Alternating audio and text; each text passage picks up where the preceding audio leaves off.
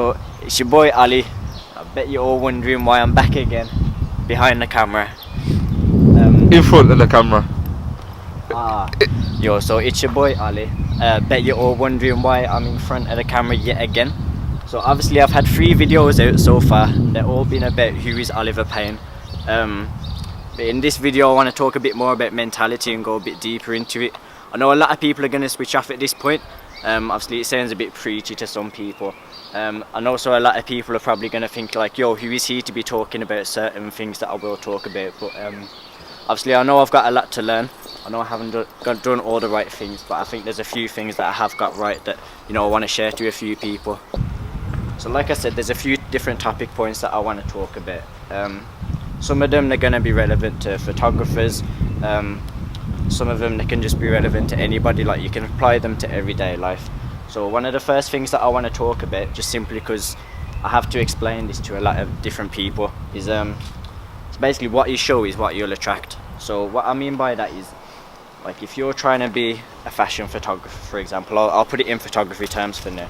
If you're trying to be a fashion photographer and people go onto your page and they see loads of fitness work, like this is relevant to me, and they see a lot of fitness work, you're going to have a lot of fitness people messaging you for shoots.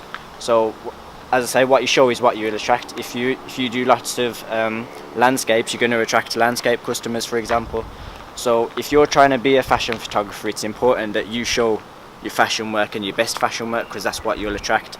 And same way that can be applied with quality as well. If you're only working with, if you're trying to go into high-end fashion and you're working with a lot of like up-and-coming clothing lines, you're only going to attract those up-and-coming clothing lines. Like you only need to show that higher-end stuff that you do to attract those people. And that can be applied to basically anything, not just photography. So I think that's an important thing for people to remember, almost like branding yourself, so that you're giving off the right impressions to people and you're attracting the people who you want to attract. Hey, my eye in it. Look at my eyes. Can you see it? Can you see them properly? Right there. Oh, yeah. Yeah. How red do they look? Look like you've been smoking a big zoo or something. These people are the eyes of a man with hay fever. Fun fact, only paintings get hay fever. If you don't believe me,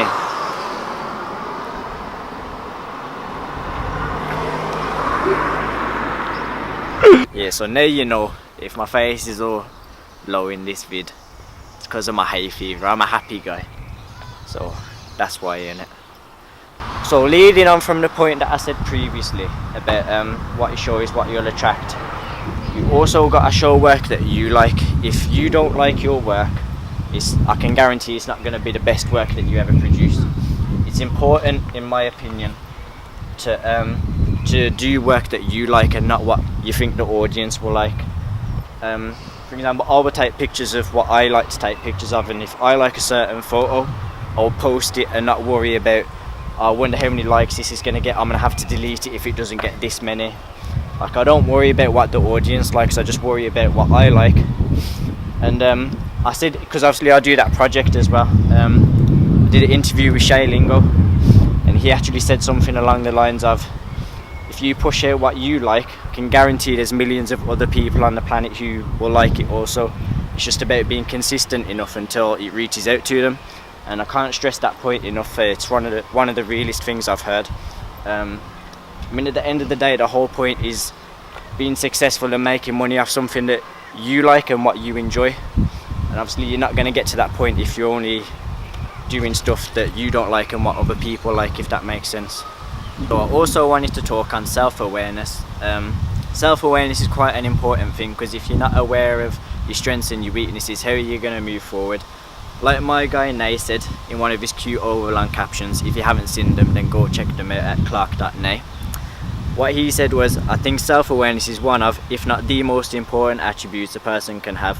Being able to identify what you're great at and what you need to work on is something that will allow you to get to where you want to be far quicker and easier.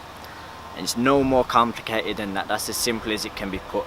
It's like with me, for example, I was self-aware because I knew that I wasn't the best at editing before.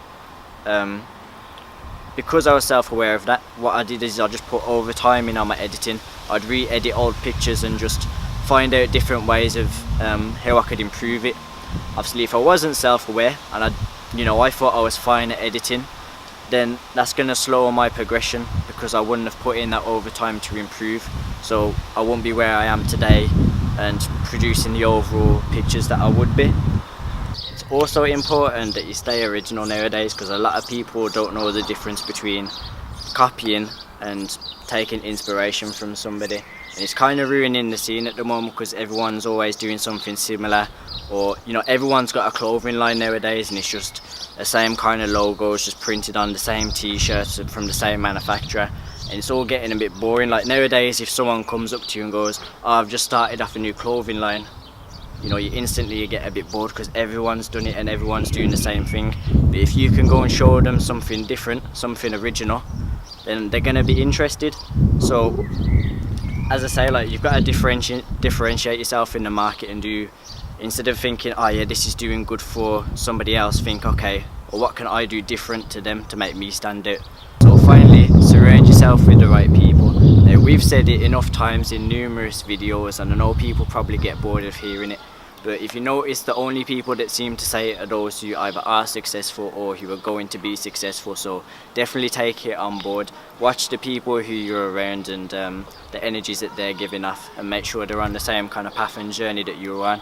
If they've got similar mindsets and they're putting in the same work rate that you are, it's only going to elevate your work and help you progress in the future.